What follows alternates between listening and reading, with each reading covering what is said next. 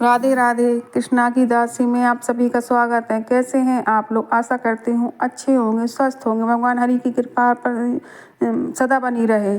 तो आइए जानते हैं 2024 में मोक्षदा एकादशी किस दिन मनाई जा रही है। जैसे ही आपको नाम से पता चल रहा है कि मोक्षदा एकादशी हमें मोक्ष प्रदान करने वाला, मरने के बाद हमें जो मोक्ष मिलता है उसी को मोक्षदा बोलते हैं। और इस बार जो एकादशी है वो मोक्षदा एकादशी के नाम से जानी जाती है। और इसका शुभ मुहूर्त क्या है तो आइए जानते हैं।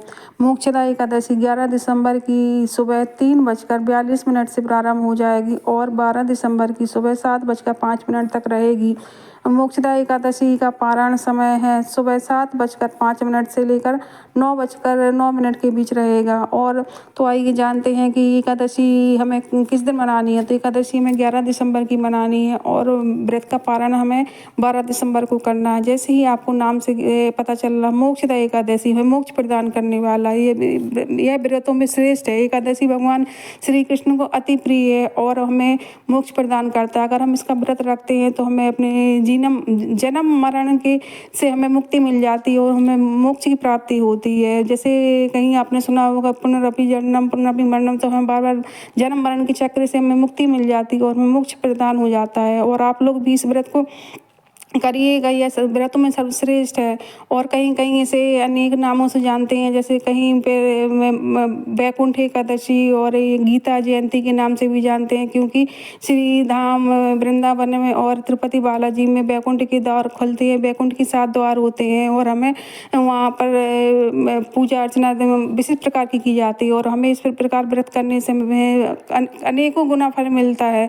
मोक्षदा एकादशी पर हमें गीता के श्लोक भी पढ़ने चाहिए। मोक्षदा एकादशी पर कुरुक्षेत्र में बहुत बड़ा विशाल आयोजन किया जाता है, जिस जगह पर भगवान श्री कृष्ण ने अर्जुन को उपदेश दिया था। आज भी वहाँ पर गीता के श्लोक पढ़े जाते हैं और लोग भारी संख्या में पहुँचते हैं, वहाँ पर दीपदान करते हैं। और हमें अगर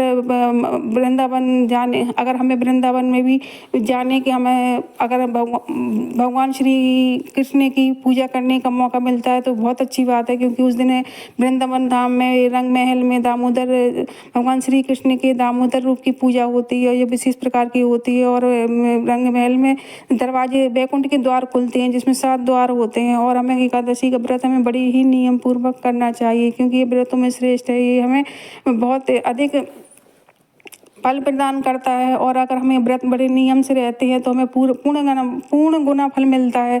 जैसे हमें एकादशी का व्रत करने से पूरा फल मिलता है, उसी प्रकार हमें द्वादशी पर व्रत पारण सही समय पर करने पर तभी हमें पूर्ण फल मिलेगा जब हम द्वादशी का व्रत करेंगे। अगर हमने पारण समय सही पर नहीं किया तो हमें संपूर्ण फल व्रत का नहीं मिलेगा। इसलिए अगर हम व्रत करते हैं एकादशी का तो हमें पूरे नियम से करना चाहिए, क्योंकि व्रतों में सर्वश्रेष्ठ है। भगवान श्री कृष्ण का प्रिय व्रत है एकादशी। तो आप लोग अगर करना चाहते हैं तो नियम पूर्वक करिएगा। और आप लोग 11 दिसंबर को व्रत रखिएगा, 12 दिसंबर को सही समय पालन करिएगा। अगर आपको जानकारी अच्छी लगी हो तो प्लीज़ लाइक करें, सब्सक्राइब करें, बेल आइकन बटन को प्रेस करें, ताकि महत्वपूर्ण आगे की जानकारी आप तक पहुँचती रहे।